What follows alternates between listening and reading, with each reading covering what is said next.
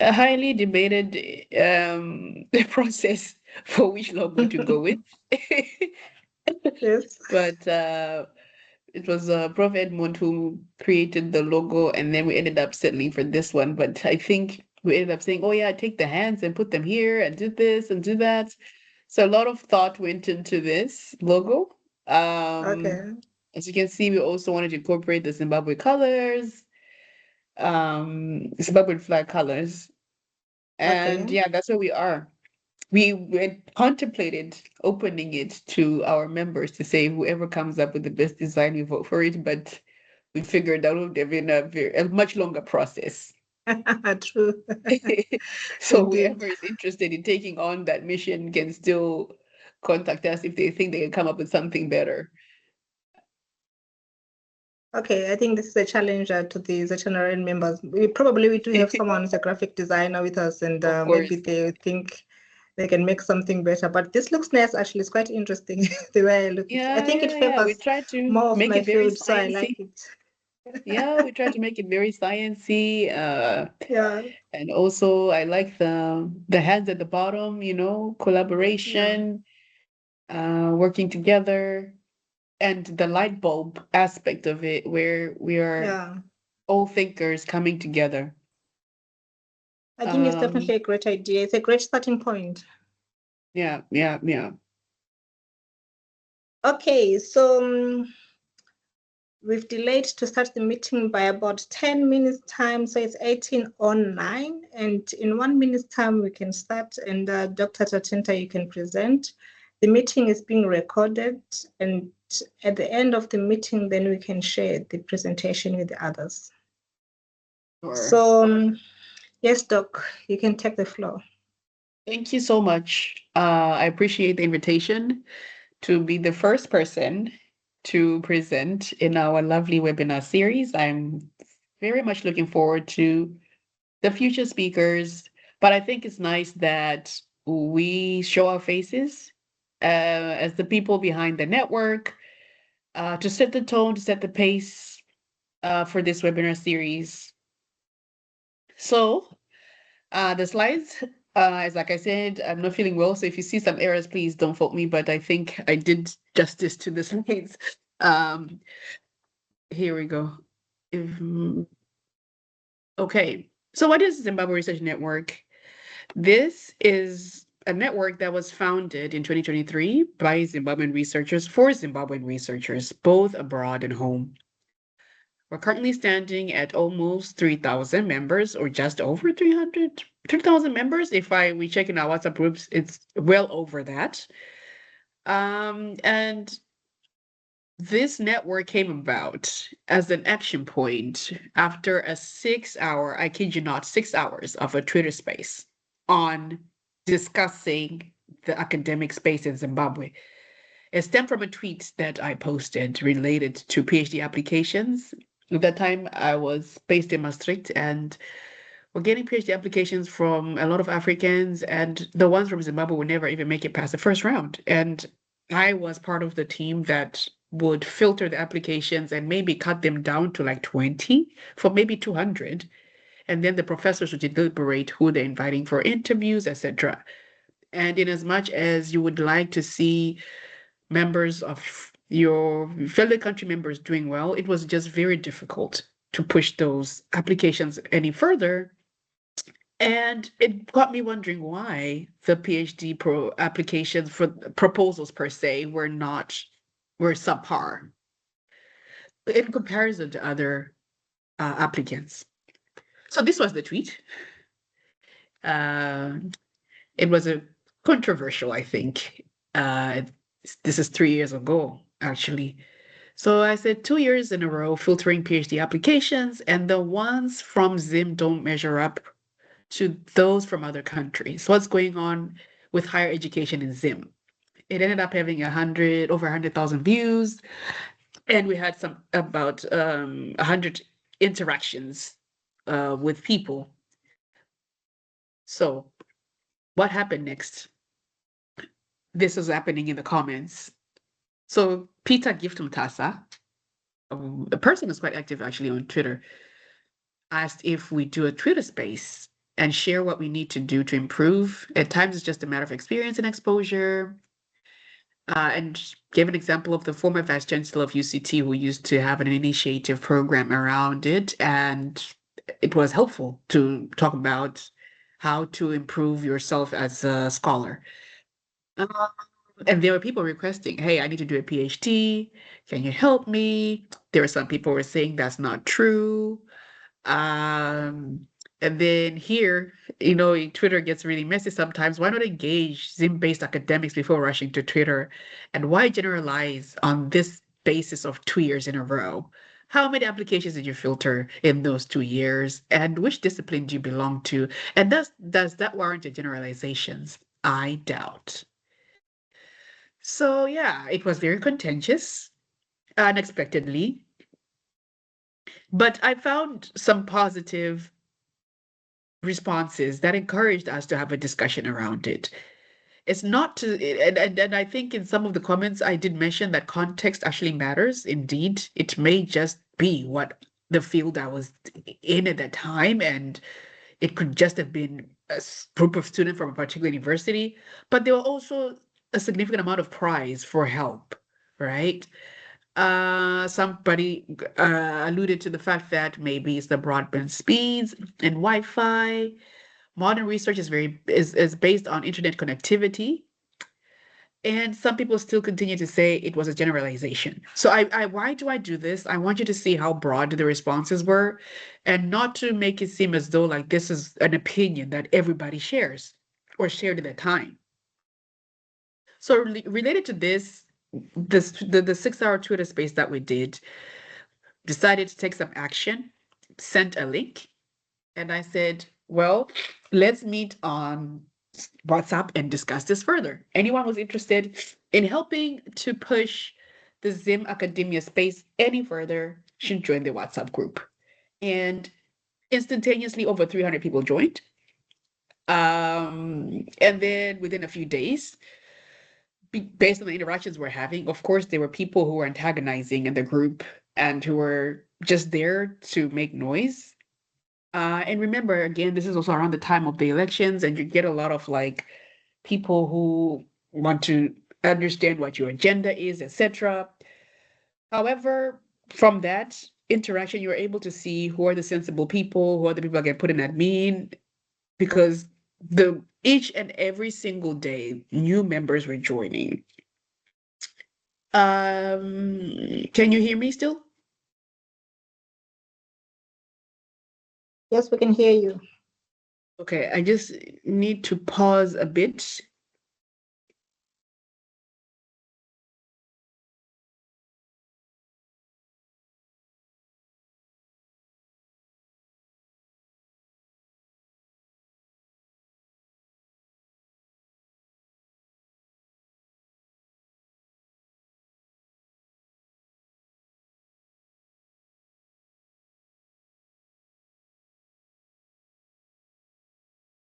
Apologies for that. Like I said, I'm not feeling well, so I have to pause every now and then. Okay. So let me go back to the. You see my slides? Yes, Just we to do. check. Yeah.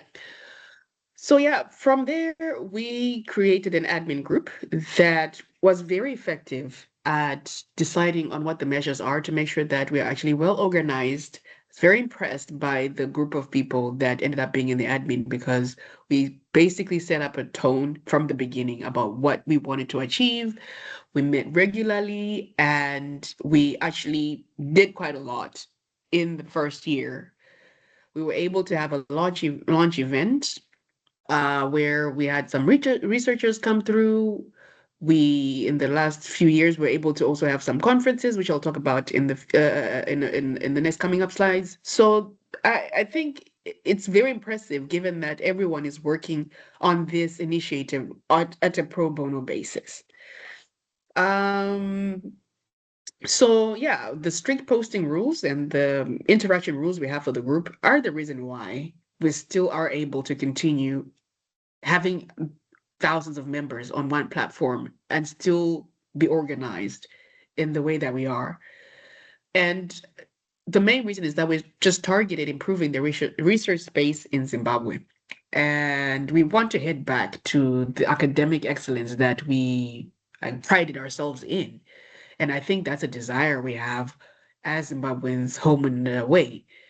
And we will continue working on that. So we do have a social media presence, and these are our handles. If you're not following us, please do. So at Twitter, we're at ZimResNet. On LinkedIn, Facebook, and YouTube, we are Zimbabwe Research Network. So it's very easy to find us. Our logo is everywhere. It's only on YouTube that we still have our old logo, but you can still find us there. So here's the admin. We have Dr. Jukomanje, who's based in Sim. Professor Edmund Sanganyano is in Canada. Clive is in the UK. Dr. Gertrude Gwenzi is in Asia. I want to say Thailand, Bangkok, actually. Myself, I'm based in the Netherlands. Tinai is in Zim. Dr. Eve is in Zim. Jonah is in Zim. Dr. Alfred is in France. Amy is in South Africa. Prof. Admayamare is in South Africa. Solomon is in Ireland. Edith is in the UK. And our lovely host today, who I want to shout out, who took on this initiative, Dr. Brunette Katsande-Gwasa, is in Belgium. So we have a very strong admin team, and they made business. And I appreciate all their efforts. I want to point out that from the admin side, it's quite unilateral the way we work. Our ideas come together, I think, in a very beautiful way. It's structured in such a way that while I'm the chair of the network, I don't do a lot of heavy lifting because we have a lot of hands on deck as far as the mission and vision of the network. Professor Mustanganyano is the secretary, and he also has done a lot of heavy lifting in promoting the network. Dr. Jigo is also a top admin who has helped us, especially like now we're trying to register in Zim, and Dr. Eve as well has been working on the ground, also trying to help us get our registration going. Each and every single person in the admin team has their own passion, and I don't really have to do anything, honestly, as far as chairing is concerned, because I think we work well together. Um, so I did mention briefly that we are working on the Zim registration. However, we're already registered in the EU, thanks to Dr. Jugo, who did the groundwork. We're registered in the Czech Republic, and this is a very good thing because if we're to collaborate as members, and you're encouraged to do that, if you want to apply for an EU grant, we are an EU registered institution, and you can still do that. I don't think that's something our members are aware of.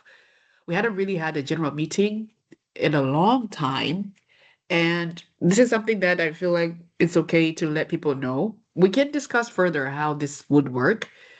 Um, as far as setting up a bank account and all that funds, we still haven't done that yet. But I think it's important for us to get there. What I still do and what we still do as the admin is maintain the registration, which is a couple of hundred of euros every year. And we have an accounting firm already that manages that registration for us. And that's a sacrifice, a financial sacrifice that us as the admin make. Particularly myself, sometimes it's a lot of heavy lifting in that area, but that speaks to how passionate we are in seeing the research space in Zimbabwe grow. It's not really a thing that we consider to be our own, but a thing that we want to work on with fellow members who are back home. So just so you're aware, if you want to partner with people and collaborate on EU grants, it's very possible. We're also working on the Zimbabwe registration side. It's been quite difficult because of like the PVO bill that came in recently. So we're still trying to figure out how we go about that. But I think we have good people again within our network who decided to help us with this. And we still have to just come up with the documentation that is necessary to do so.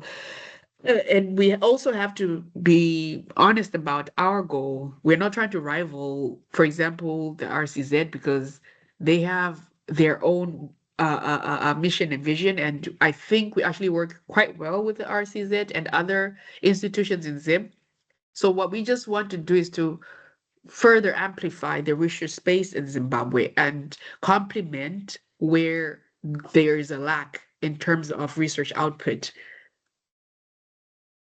So I want to talk about our core activities, things that we currently do and that I think have been working well in terms of improving the research space, given the limited resources that we have as far as time, finances, etc. is concerned. I'm sure for those in the WhatsApp groups, you see that every single day there are postings about opportunities globally. There's PhDs that are posted, postdocs, academic jobs, industry jobs, opportunities for grants, fellowships, conference opportunities, and we want to keep this space that way. We have made a strict rule to not include people who are selling services. In as much as sometimes, we may let certain things go, but we want to make sure that this space is primarily for people to not spend money on improving themselves because there's a lot of resources that are out there that can be exploited. You don't always have to pay someone, you don't always have to uh especially knowing what things are economically to improve yourself in the academic space or in the research space. There's a lot of opportunities you can exploit without paying a single dime, unless if we are factoring in the internet aspect. We encourage collaboration. Given that we have a lot of admin members that are abroad who are at institutions that can facilitate good research, we encourage people to write papers with other members who are abroad. You know, if you're interested in a paper or an activity, if you're interested in starting a consortium or whatever it is you want to do, write a grant, reach out to people in the network because it may be much easier for you to collaborate with someone who is at an institution that already has more resources. And we always encourage that. And we've seen people do that of late.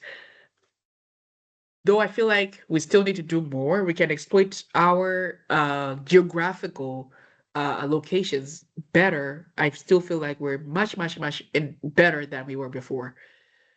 We encourage publication in reputable journals. This has been a very contentious target or contentious goal because we basically, it sounds very elitist when you come out and say this is what a good publication is and this is what a good publication a bad publication is.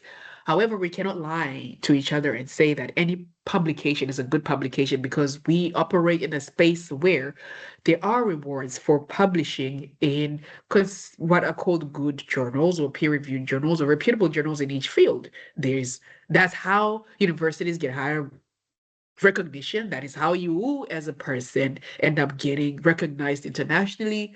And so the reason why we encourage this is to actually for the benefit of our members to say, if you are ambitious and you want to grow and you want to achieve certain things beyond where you are, you kind of have to know where to publish.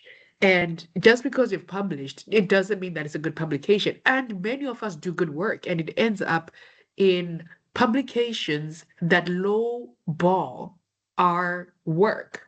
So if you're a good researcher, you should publish your work in journals that people find reputable, journals that people want to cite. And that's been something that's been improving over time, and we'll continue to work on that because, again, like I said, it's really mostly about that, the quality of the research. We also encourage ethical and good research practices. We have had some interesting discussions about how there were some unethical practices that were happening within the universities as far as writing dissertations were concerned, as far as supervision was concerned. That was very concerning to hear. And that contributes to why the research space will end up the way it is when it's not taken seriously, when people will cheat, when people will copy, and people will pay other people to write their dissertations, etc. That's something we have to guard this space very jealously because this is the research space in any country is the foundation of development. And if it's a corrupt space, everything in the country will be corrupt. If you guard the research space very jealously, and we're basically presenting evidence that's legit, that evidence can be used to improve our society. We also have engaged in mentorship. It was a very lovely project that we did, I think, a couple years ago. But however, it's very intensive on the admin side, pairing people, finding the mentors, and uh, uh, reading the statements from the applicants. It was very labor intensive. And so we would like to do this again, but we're just figuring out like how do you best go about it without, overwhelming people already time constrained. Because I feel like this was a very beneficial project we did, and I got a lot of feedback. We got a lot of feedback on people who were mentored and were able to, for example, finish their masters, were able to get more guidance, or finish their PhDs or get guidance in their PhDs. Uh, because you do need someone maybe to hold you accountable and give you advice who is senior to you, especially if maybe a PhD supervisor is not really doing that for you. We've also held online events. We've had Twitter Spaces. We currently are doing the webinars, and we've done a few webinars before. And we've had online conferences as well. So if you go on YouTube, you're going to see like we've had some beautiful and wonderful engagement with researchers from everywhere. And we could want to continue doing that because there's not such a thing where all researchers from Zimbabwe gather in one space and just share what we're doing. And I think that's a very wonderful thing that we do. It doesn't take much as far as resources are concerned to do this, but the amount of knowledge and amount of information and the networking aspect of it is beyond, to me, immeasurable in terms of output.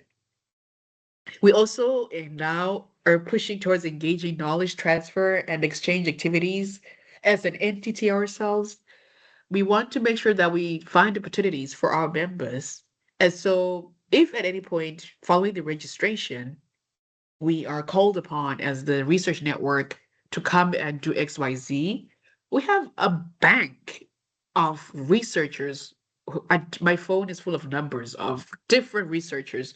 If someone says, I want an economist, I know I want a person in biology, I want a person in nutrition, I just know that I can just search in my contacts. I've had so many like news journalists who come to me and they say, I need you to talk about X, Y, Z. I'm like, I can't, but I can find someone who can read, you know, and I'll just say, hey, so this type of knowledge transfer thing, if it can actually be lucrative for our members, that'll be even perfect. And we're working towards a model where if we're to say we're called upon as a network where we have a rich bank of researchers, a rich bank of knowledgeable people who should do XYZ. We just know, hey, we do a small call. People say, I can do this and I can do that and I can do that.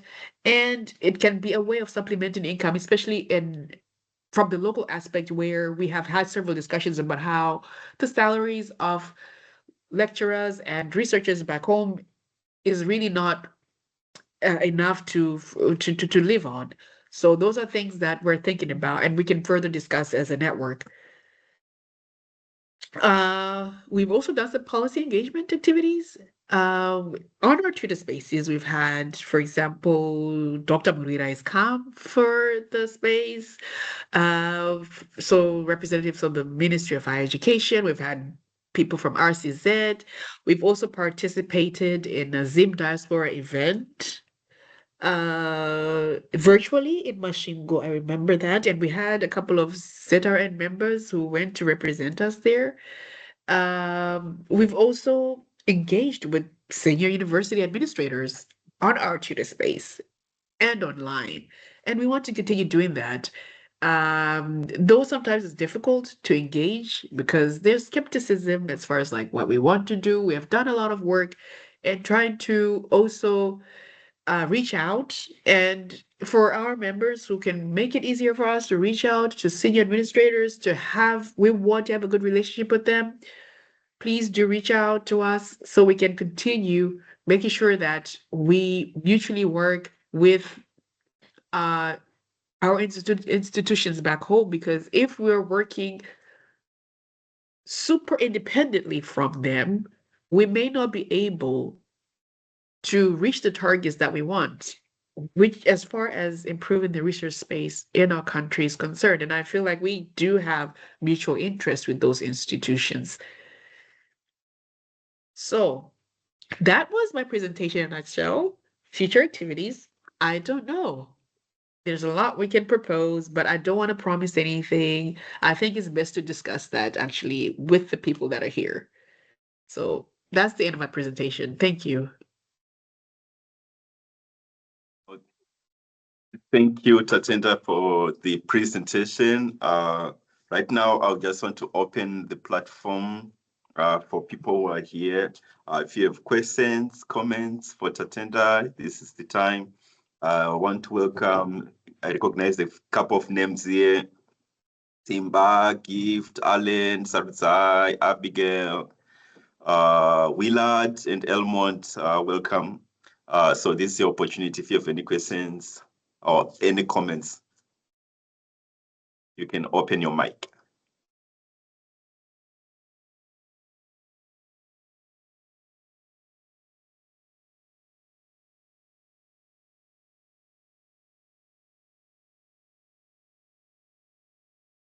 Any questions?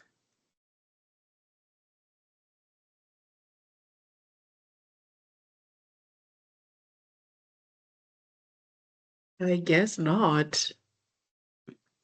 Went well. I Solomon is guess it here. went well, and we're doing a perfect job, I guess, as the admin, Perfect. Yeah, because I'm perfect. not hearing. I mean, you can share your concerns, your complaints, what we can do Yes. better. We're happy to hear from our members. Thanks, Even if you want Joe. to share a testimony, I think it's also if you want to share something. I recently realized that we've had members who are saying, "Hey, you encouraged me to publish. I never thought about it before." And or I met someone who I published with this network, and those are wonderful testimonies to hear.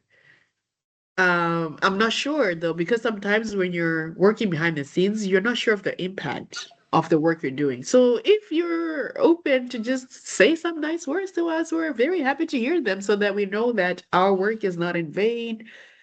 And also we're open to criticism because we also want to do better. We're open to suggestions, ideas. Otherwise, when we make decisions, we don't want to hear people complain that, oh, why are you going in this direction? Because we have opened the space for contributions. And if we don't hear anything, we'll assume that we're doing a very good job and we'll continue.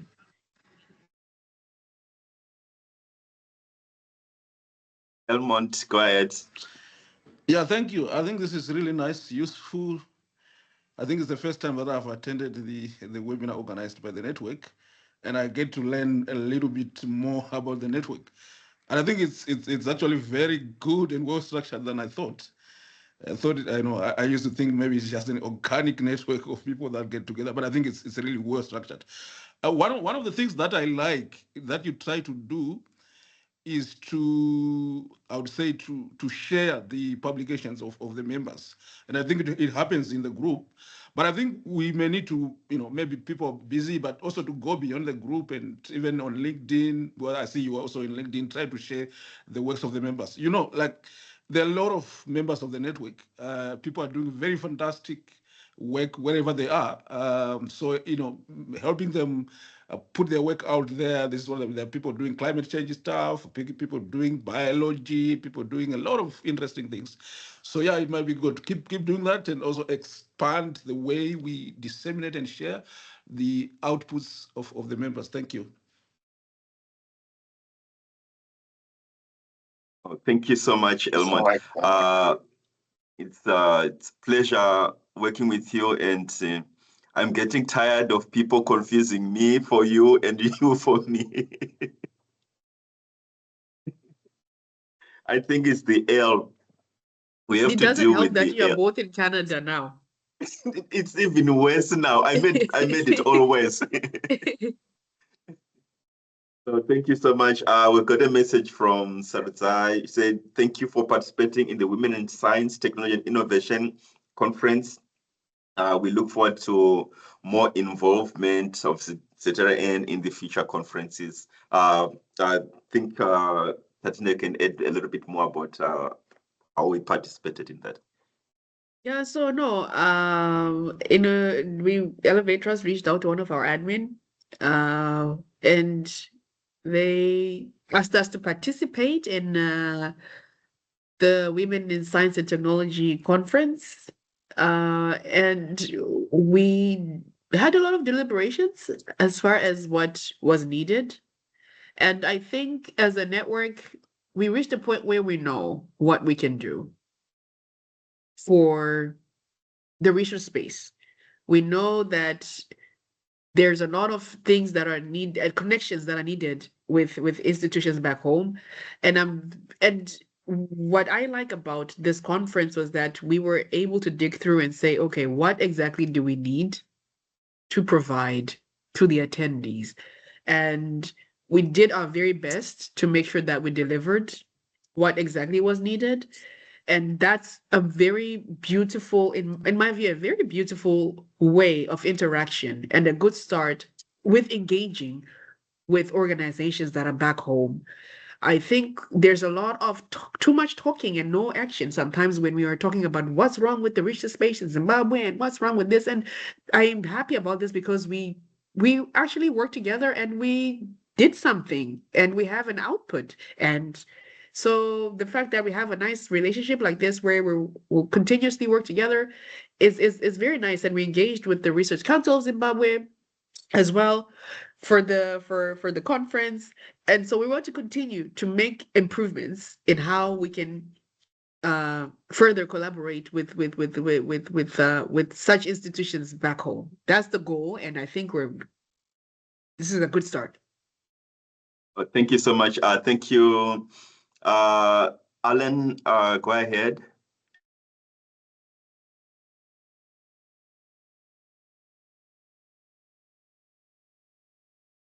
Hear me? Yes, we can hear you now. Yes. First of all, I want to thank you very much. I think this is a very great initiative and one of its kind. And I think the fact that people are not asking actually shows that we are still getting used to the idea, but it's a very good thing. And we want to thank you very much for this. But I wanted to also suggest that maybe you might help us a bit, maybe later, in terms of some other grants like the Erasmus Mundus is one thing that those in the global north and those in the global south can actually assist each other with. I also wanted to maybe to suggest that maybe it's a lot of work, but you can also draw on everyone else here. Maybe if we can set up a database, which might be a website which shows expertise so that we are able to pick. It is easy for me to say in Canada, I have this person who can maybe snowball me to another person. So that we do, especially this collaborative research, grant application, trainings together. But I am not intending to put everything on your table. It's something that we can also warm up to, and we also help each other to achieve. But this initiative should never be allowed to die. This is one of the best initiatives, and congratulations once again. Thank you. Thank you, Alan. Greet Raymond for me. You know Raymond, right? Taziwa. Yes. Yeah, his office is next to mine. I greet him tomorrow. Okay, wonderful. Thanks. Yes, good. Thank you. Yeah, thank you for that. Yeah, thank you. We actually do have some form of a database that we started. And we told people, hey, put your information, but it was way in the beginning. I think it's on a Google Drive somewhere. However, I'm not sure how, as far as like data breaches are concerned, how that would work is something we have to look into.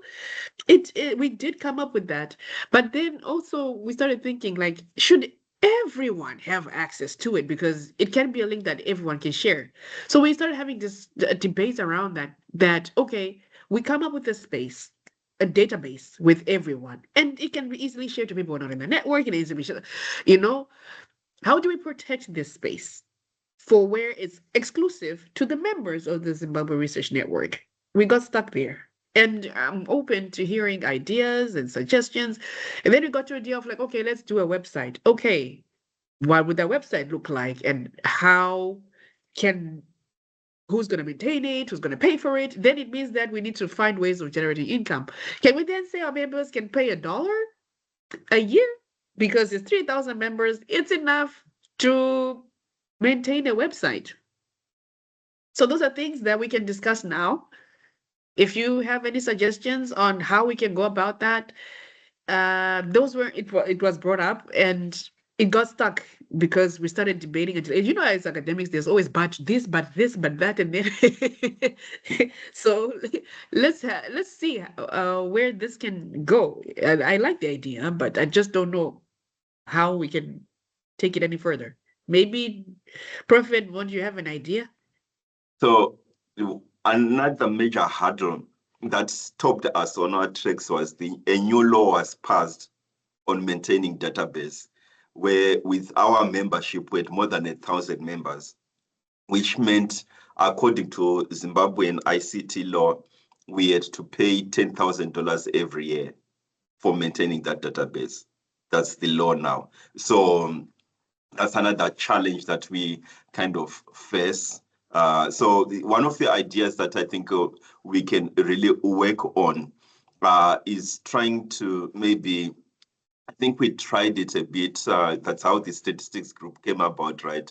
Where we can have separate groups where people in a particular area can be working together. Again, it's good, but again, it kind of undermines what we're trying to do for people from different disciplines, different countries, different regions, different areas to work together.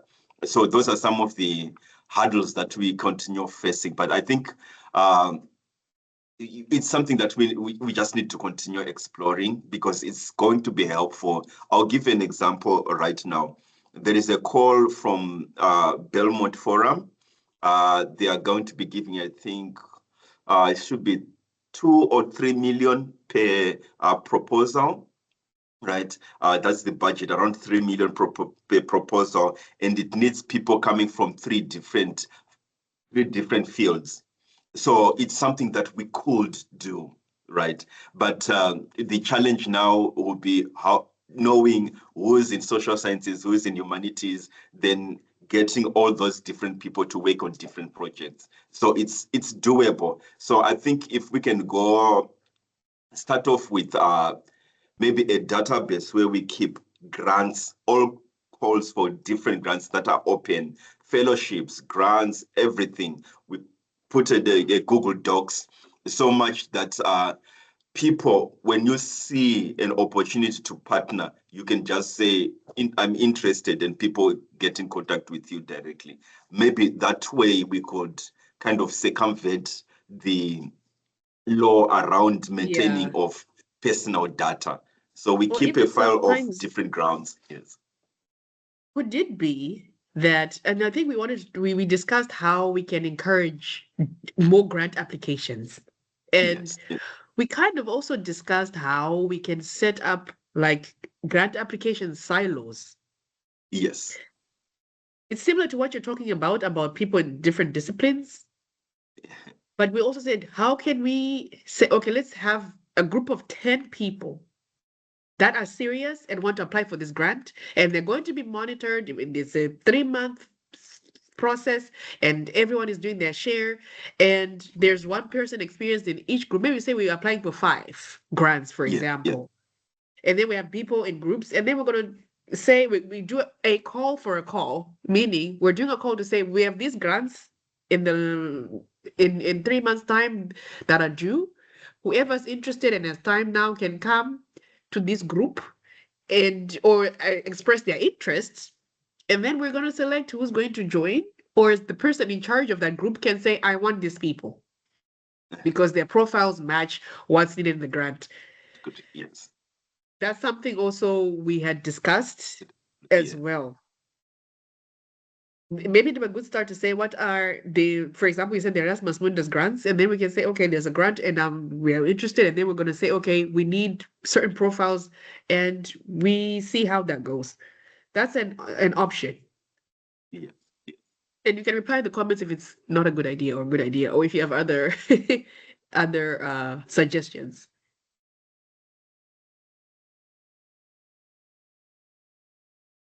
I think it's a good idea. I think it's something that is workable. I'm not sure what others think.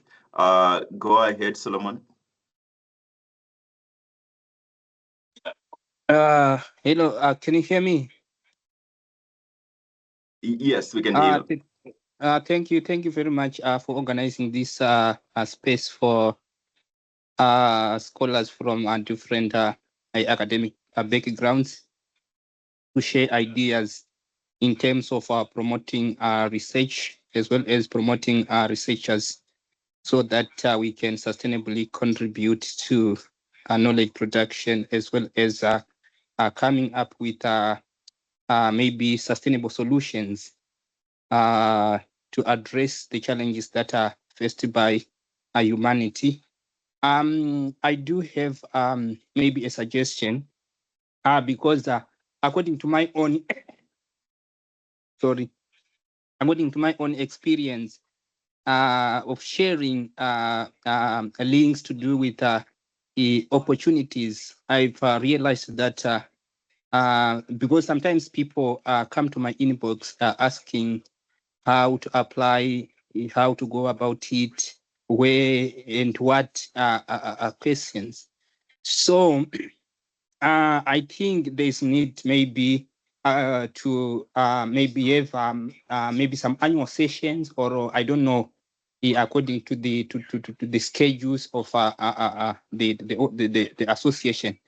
I am of the view that maybe there's need to have some maybe series or webinars where we talk about different types of grants.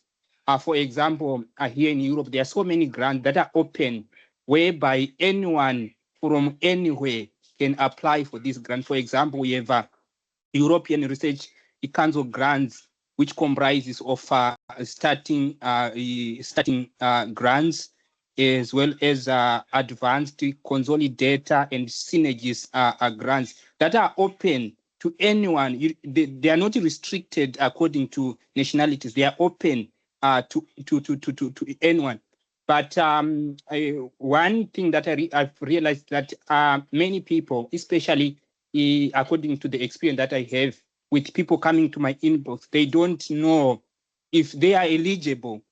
Yet these grants, they are open to anyone. And the good, I know they are very competitive, but the good thing is that they give a lot of money. For example, they start from 1.5 million, which a researcher can run for 5 years.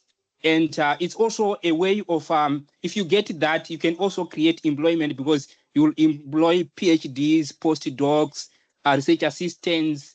So you see, for example, I know someone from China in my area of music studies, particularly applied ethnomusicology. She got that grant and she's based here in Ireland. She's studying how minority cultures, particularly music, dance, and languages, can be sustained or safeguarded using technology. She got that grant and she's working with researchers from China.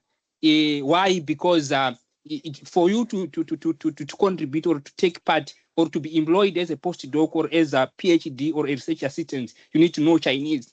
For example, in my case, if I get that grant, obviously I will work with people, particularly from Zimbabwe, maybe who understand Shona and Ebele, because I'll be working on music cultures of Zimbabwe that are enacted or that are expressed through the local languages. So my point here is that maybe it's also important to create a space whereby we talk about research grants. There are so many of them.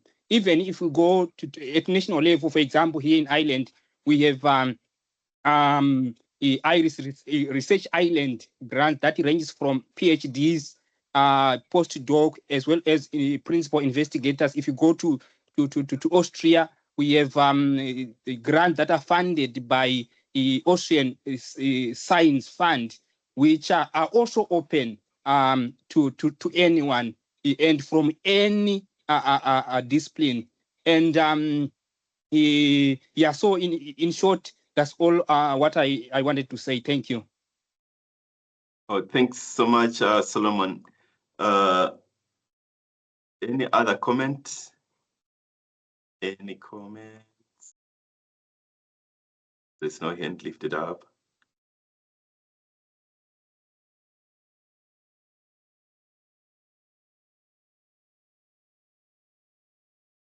Okay. Like no comment. Yeah, okay. Go ahead, sir.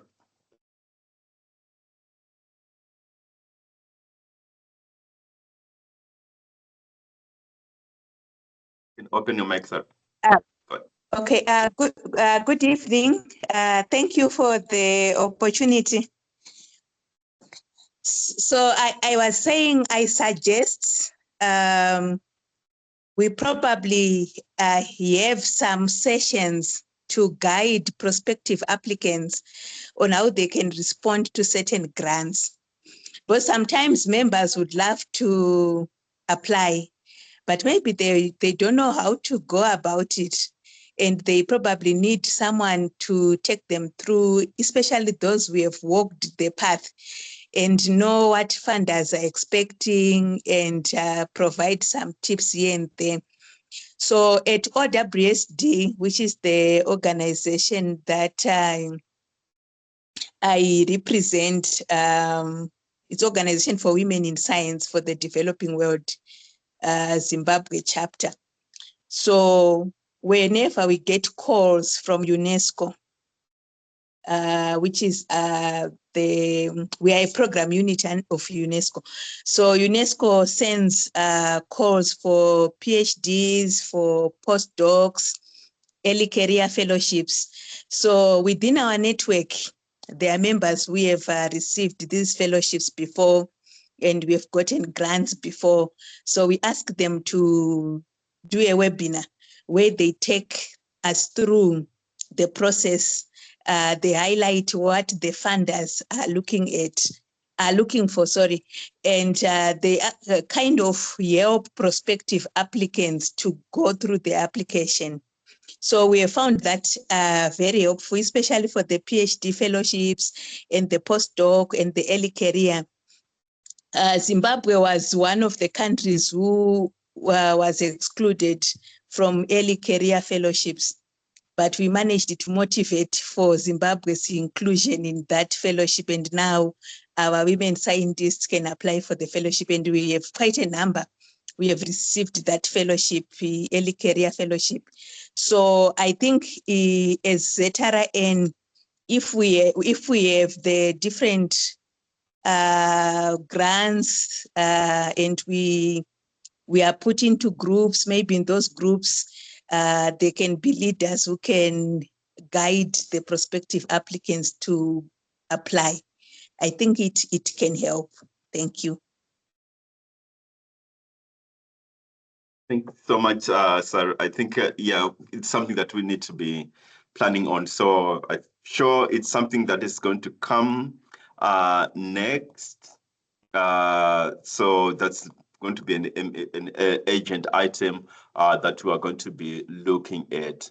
So right now, I want to spotlight an upcoming event that is coming in a couple of weeks, maybe from today. See if I can bring this open.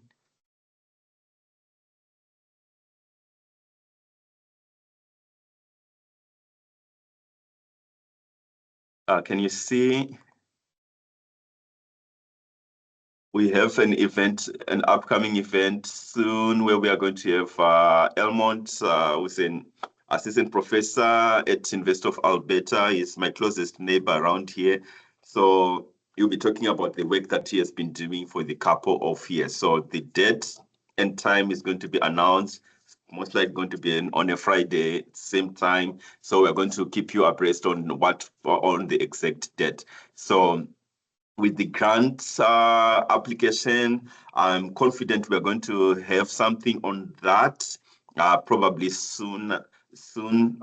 Immediately after Emond has presented, we're going to work on that, maybe come up with a workshop where we train people on how to prepare grant, how to search for grants, and all the nitty-gritty details that are associated with that. We have got lots and lots of people who have applied for national grants, international grants, and they got the grant. So we are going to leverage on the resources that we have to work on that. So if there are any further no questions, allow me to thank Tatenda for the excellent presentation, and also thank you everyone for attending our session today. I hope it was informative. I hope you learned something, and I hope you are going to continue to grow with us as we're trying to improve research in Zimbabwe. Thank you so much. Thank you. Take care. Bye. Next time. Bye, everyone. Goodbye, Joke. Oh, bye. Take care. Bye, everyone. Thank you so much for the meeting. Bye, Thank you. colleagues. Thank you Bye, very much, Alan. colleagues. Thank Bye. you.